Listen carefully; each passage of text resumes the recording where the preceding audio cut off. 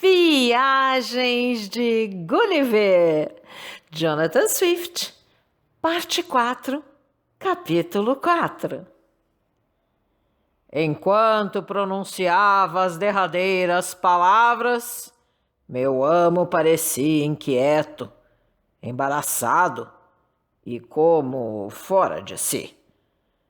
Duvidar e não acreditar o que se ouve dizer é para os Hunhams uma operação de espírito a que não estão habituados. E quando são obrigados a isso, o espírito sai-lhes, por assim dizer, fora da órbita natural. Recordo-me até de que, conversando algumas vezes com meu amo a respeito das propriedades da natureza humana, tal como existe nas outras partes do mundo, e havia ocasião para lhe falar da mentira e do engano, tinha muito custo em perceber o que lhe queria dizer, porque raciocinava assim: o uso da palavra foi-nos dado para comunicar uns aos outros o que pensamos e para sabermos o que ignoramos. Ora, se se diz a coisa que não é, não se procede conforme a intenção da natureza. Faz-se um abusivo uso da palavra. Fala-se e não se fala. Falar não é fazer compreender o que se pensa?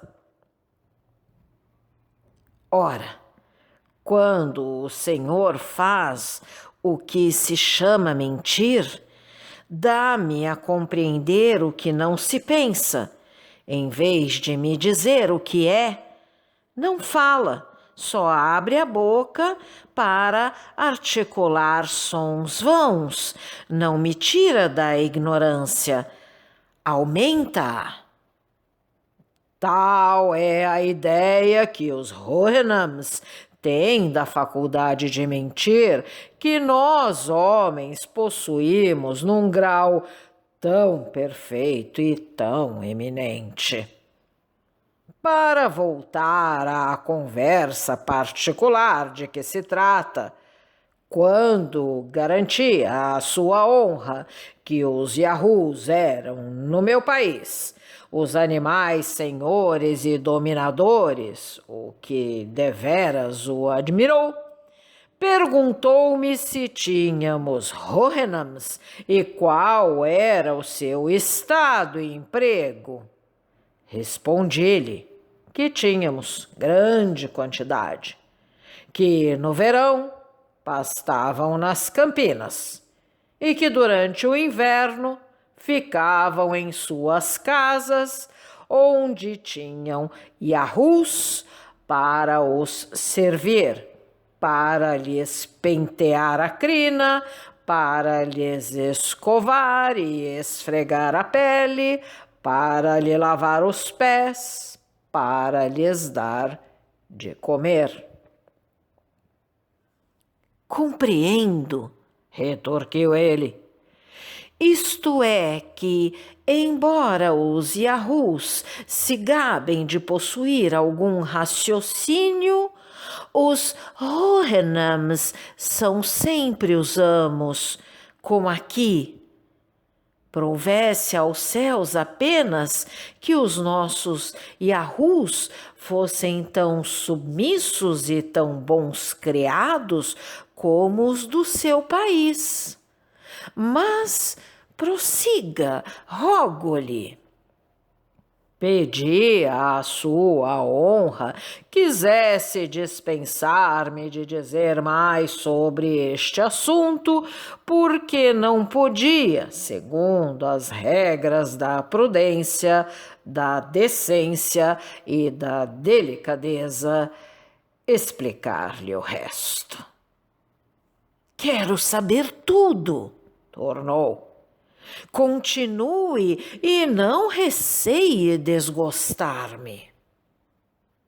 Pois bem, disse-lhe eu, visto que o que quer em absoluto vou obedecer-lhe. Os Hohenems, a que nós damos o nome de cavalos, são entre nós os mais belos e mais soberbos animais, igualmente vigorosos e leves para corridas. Quando vivem em casas de pessoas de distinção, fazem-lhes passar o tempo a viajar, a correr, a puxar carruagens e têm por eles todas as espécies de atenção e amizade, enquanto são novos e se portam bem. Mas, assim que começam a envelhecer ou a sofrer das pernas, desfazem-se deles logo e vendem-nos aos Yahoos, que os empregam em trabalhos rudes, penosos, baixos e vergonhosos até que morram.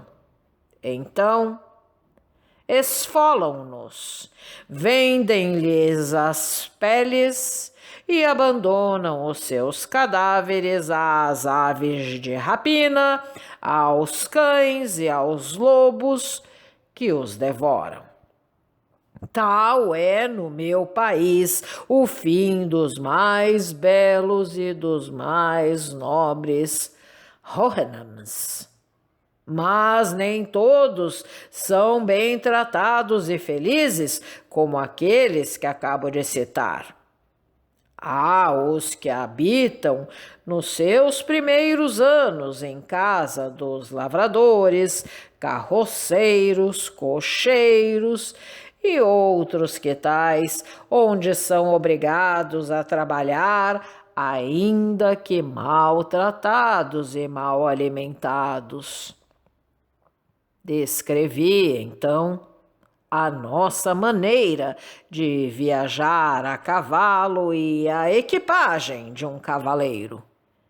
Pintei o melhor possível o freio, a sela, as esporas, o chicote, sem esquecer todos os arreios dos cavalos que puxam uma carruagem, uma carroça ou uma charrua.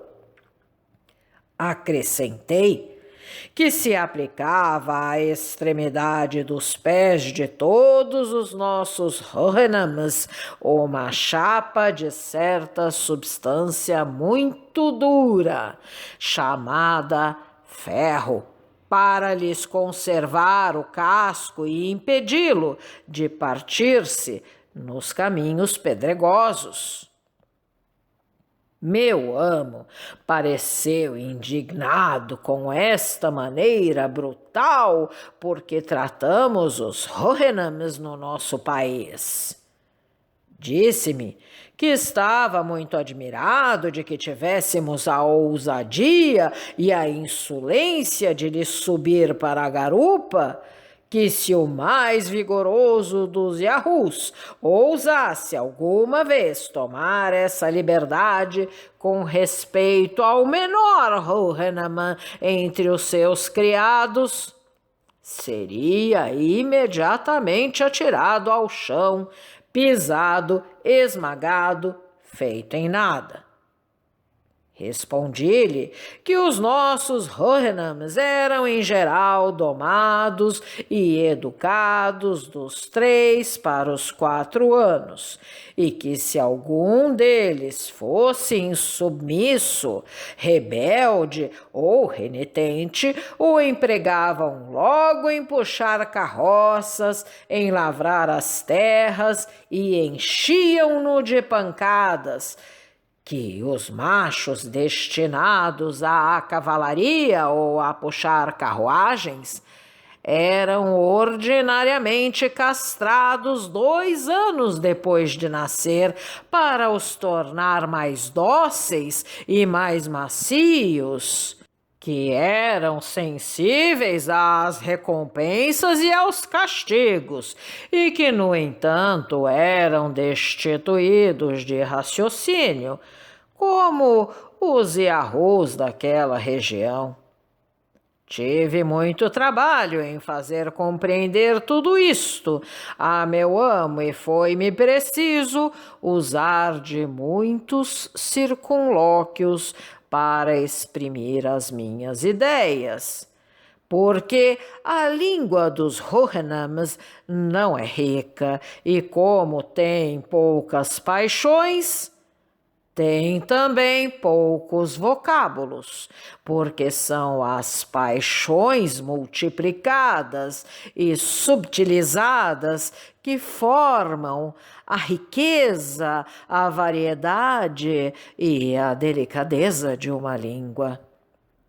Impossível se torna descrever a impressão que este discurso causou no espírito do meu amo e o nobre agastamento de que foi possuído quando lhe expus a maneira por que nós tratamos os Rohanams e particularmente o nosso uso de os castrar para os tornar mais dóceis e evitar que se procriem. Conveio em que, se houvesse um país em que os Yahoos fossem os únicos animais racionais, era justo que eles fossem os senhores, visto como o raciocínio deve ser superior à força. Mas, examinando a configuração do meu corpo, acrescentou que uma criatura como eu era muito mal feita para poder ser racional, ou pelo menos para se servir do raciocínio na maior parte das coisas da vida. Perguntou-me, ao mesmo tempo, se todos os Yahoos do meu país se pareciam comigo. Respondi-lhe que tínhamos pouco mais ou menos a mesma configuração e que eu passava por bem feito, que os juvenis machos e as fêmeas tinham a pele mais fina e mais delicada, e a das fêmeas era ordinariamente, no meu país, branca como leite. Replicou-me que existia, de fato, alguma diferença entre os Yahoos do pátio e eu, que era mais limpo e não tão feio como eles. Com relação, porém, a vantagens sólidas, os julgava superiores a mim, que os meus pés, tanto dianteiros como traseiros, eram nus e que o pouco pelo que tinha era inútil, pois nem sequer me preservava do frio, que, com respeito aos meus pés dianteiros, não eram precisamente pés, pois que nunca me servia deles para caminhar, que eram fracos e delicados, que os conservava geralmente nus, e que a coisa com que eu os cobria de tempos a tempos não era tão forte nem tão dura como a coisa com que eu tapava os pés traseiros, que não andava com segurança, visto que se um dos pés traseiros escorregasse, eu cairia imediatamente. Continuou então a criticar toda a configuração do meu corpo, a achateza do meu rosto, a proeminência do meu nariz, a situação dos meus olhos, agarrados imediatamente à testa, de maneira que não podia olhar nem para a direita nem para a esquerda, sem voltar a cabeça. Disse que eu não podia comer sem auxílio dos meus pés dianteiros, que levava à boca, e que era aparentemente por isso que a natureza pusera aí tantas pinturas a fim de disfarçar esse defeito, que não via que uso pudesse dar a todos esses pequenos membros separados como estavam nas extremidades dos meus pés traseiros, que eram, de certo, muito fracos e muito tenros, para que se cortassem nas pedras e nas arestas, e que precisava, para remediar isso, de os cobrir com a pele de qualquer outro animal. Que o meu corpo, nu e pelado, estava sujeito ao frio, e que, para me precaver dele, era obrigado a cobri-lo com pelos estranhos, isto é, a vestir-me e a despir-me todos os dias. O que era, segundo a sua opinião, a coisa mais aborrecida e fatigante do mundo.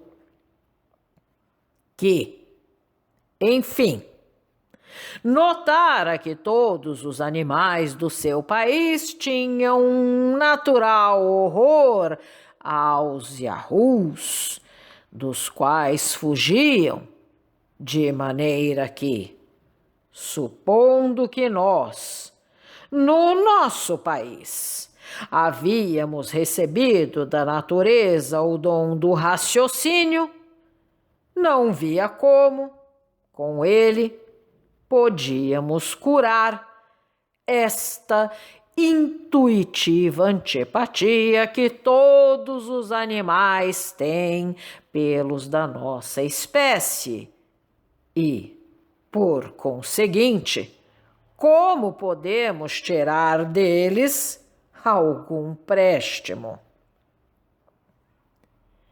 Em suma, acrescentou, não quero avançar mais sobre este assunto. Deixo-o livre acerca das respostas que me poderia dar e peço-lhe simplesmente que me conte a história da sua vida e que me descreva o país em que nasceu. Retorqui que estava disposto a satisfazê-lo sobre todos os pontos que lhe interessassem a curiosidade. Mas receei muito que me fosse impossível explicar-lhe claramente a respeito da matéria de que sua honra não podia conceber ideia alguma, visto que nada tinha notado de parecido no seu país. Que, contudo, faria o que pudesse e que tentaria explicar-lhe por semelhanças e metáforas, pedindo me desculpasse se me não utilizasse dos termos próprios. Disse-lhe, pois, que era filho de pais honestos, que nascera numa ilha chamada Inglaterra, que ficava tão afastada que o mais vigoroso dos Houyhnhnms mal poderia fazer a viagem durante o curso anual do Sol, que, a princípio, exercera a cirurgia, que é a arte de curar as feridas, que o meu país era governado por uma fêmea, a que demos o nome de rainha, que o tinha abandonado para tentar enriquecer e conseguir à volta que minha família vivesse um pouco desafogada, que na minha última viagem fora arvorado em capitão de navio, tendo sob as minhas ordens quase 50 iahus, a maioria dos quais morrera em trânsito, de maneira que me vira obrigado a substituí-los por outros, recrutados de outras nações diversas, que o nosso navio estivera 2 vezes em perigo de naufragar. Da primeira vez, por uma violenta tempestade, e da segunda, por ter chocado com um rochedo.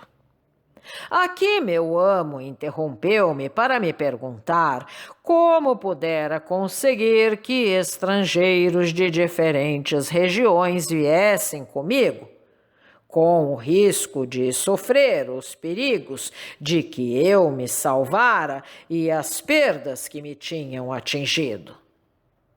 Redargui-lhe que eram todos desgraçados, sem eira nem beira, e que tinham sido obrigados a deixar o seu país, quer pelo mau caminho que tomavam os seus negócios, quer pelos crimes que haviam cometido, que alguns tinham sido arruinados com demandas, outros pela má vida que levavam, outros pelo jogo, que a maioria era constituída por traidores, assassinos, ladrões, envenenadores, salteadores, perjuros, falsários, receptadores de roubos, fabricantes de moeda falsa, subornadores, soldados, desertores e quase todos evadidos das galés. Que, em conclusão, nenhum deles se atrevia a voltar à sua pátria, com receio de ser enforcado ou de apodrecer em alguma enxovia. Durante este discurso, meu amo viu-se forçado a interromper-me por várias vezes.